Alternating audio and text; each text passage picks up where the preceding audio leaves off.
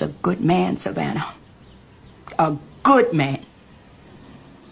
He's just in a bad situation right now, and he's trying to get out of it. Girl, can we gossip? Can we gossip? Girl, can we gossip? I've got tea, can we gossip?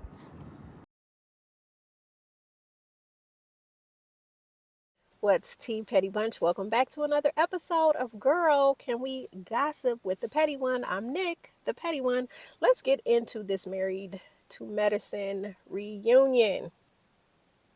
Y'all, if gaslighting were people, I need to pull Toya and Heavenly to the carpet, because what y'all not gonna do is, now mind you, I'm not a sweet tea fan, and the more I'm looking at this entire season, I know I was leaning on Toya's side because she keeps it real, but in this instance, Toya, you are not keeping it real. You are keeping it real fake. Now, you and Heavenly both know that y'all could not stand Quad, and y'all did not want her to return to the show. You guys know that when Sweet Tea, Miss Letitia Lunsford, came on to the show, you guys were using her to get rid of Quad. You already mentally knew you were going to use her to make Quad feel a certain kind of way. You guys were going to use her because now that she was Gregory's fiance, at the time, that she was going to occupy the space that Quad once held. So you guys' goal, because you guys were on the outs with her, was to use Sweet Tea to push Quad off the show. And Toya, you tried to frame it as, oh, I'm going to be your big sister. I'm going to take you under my wing and I'm going to teach you the game. And so Sweet Tea, being wet behind the ears when it comes to playing this game, she of course was falling for it. She wasn't even looking at you as a coworker, which she should have been looking at you as a coworker. She was actually letting her guard down, and she was seeing you as a friend, probably because you all were starting to bond and you guys were doing couples things together. So I guess she felt like, I can relax and I can get comfortable because this is a new friend that I have. Bullshit. Now, T, if you have been watching Married to Medicine, you know this game is like Survivor. These ladies are here to outwit, outlast, and outplay so they could keep their Married to Medicine check coming in. Heavenly used you as well. She was inviting you out to sit down and talk to you, to get you drunk so she could get more information and more intel about you and more intel about Greg. And getting you drunk and you guys at the restaurant taking shots, you revealed more information about Dr. G and his manipulative, controlling Neanderthal ways. And you revealed that for her.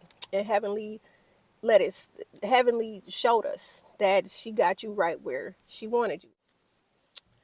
You talked about how stressed you were planning the wedding and giving us more insight into Dr. G, and again, his just controlling, like, there's something about that man, but you like it, Sweet Tea. I love it.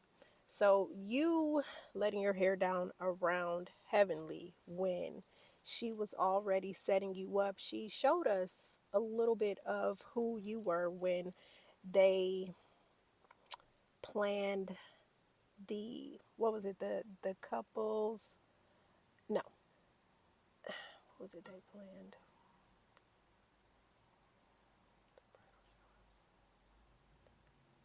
When they planned the bachelorette party and they invited the men there. So it was like a couples type of bachelorette type of situation. And you, when they talked about the money and you talked about you basically showing us that you were a gold digger, that you were coming for Dr. G's money. You had the wallet or something to that effect. Don't quote me on it. Can't remember. But y'all know when they were dressed up in their cowboy hats and everything. And when the ladies were coming back into the home and they were shading the home because they said, oh, well, I remember when Quad was here, this is what the house looked like. So y'all know what I'm talking about.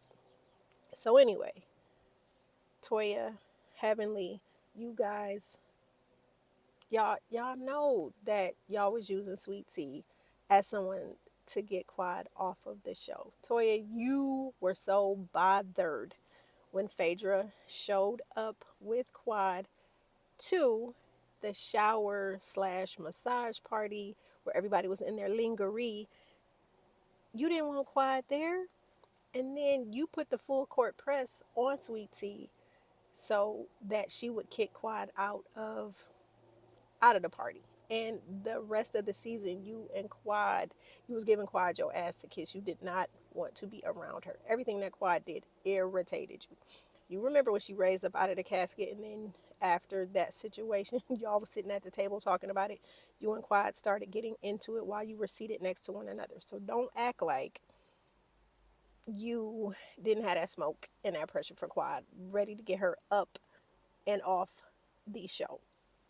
And I get it because Quad was putting that narrative out there that you and your family, Pookie, Ray Ray, and them, had set Anila up, and that you knew who had broke into Anila's home. She even said something to the fact that you should take a lie detector test to prove that you didn't have anything to do with Anila's break-in. She also said that you was out here sleeping around on Eugene. So we know why you was feeling a certain kind of way, and you wasn't feeling Quad, and you wanted her off the show. And you were excited when y'all kicked her off of the Napa trip. So please, and y'all allowed Sweet Tea to stay, like y'all really liked her. No, you guys were using Sweet Tea as a pawn to get Quad off the show. Another thing that I thought was really crazy was that Toya did that tea time with Toya Bush Harris on Bravo, where she was trying to paint this narrative about Sweet Tea having mental issues.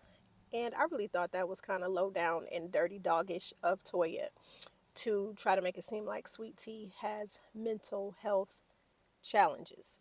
And it was just crazy to me. She said when Sweet Tea first came on the show that she was light and she was airy and she was bubbly. Of course she was, because you guys had extended an olive branch to her. She had been hanging out with you and Eugene and with Cecil and Simone. She thought that she was building a friend group with you all. She didn't know that once she got on the show that you guys were going to start backbiting and coming for her and acting like hyenas, and that she would have to defend herself, and her not knowing how to do that. So you guys totally flipped the switch on her. So she did not know how to react. She's basically been fighting for her life, going through the fight or flight type of situation that y'all thrown her to the wolves. And so she's trying to adjust and survive. And right now she's in a process of trying to find her voice. But y'all keep calling her baby girl, little girl, and treating her like she's a dimwit instead of, not really, not just by y'all not keeping it real and telling her, yo, we did set you up. Because y'all have set her up.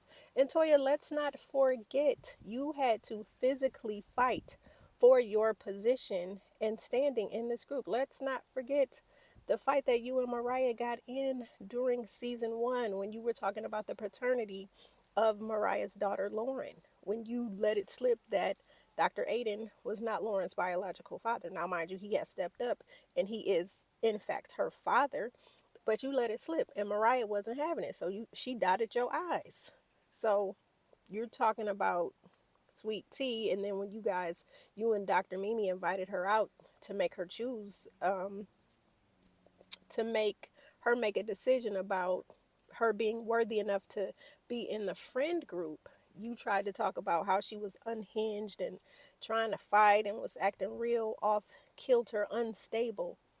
You was fighting at an event for doctors and their wives. You showed your whole Detroit what up though ass in front of the upper echelon, the medical community. So let's not forget, Boo Boo Kitty, where you come from. You have come a long way, but don't act like you wasn't throwing them bows with Mariah.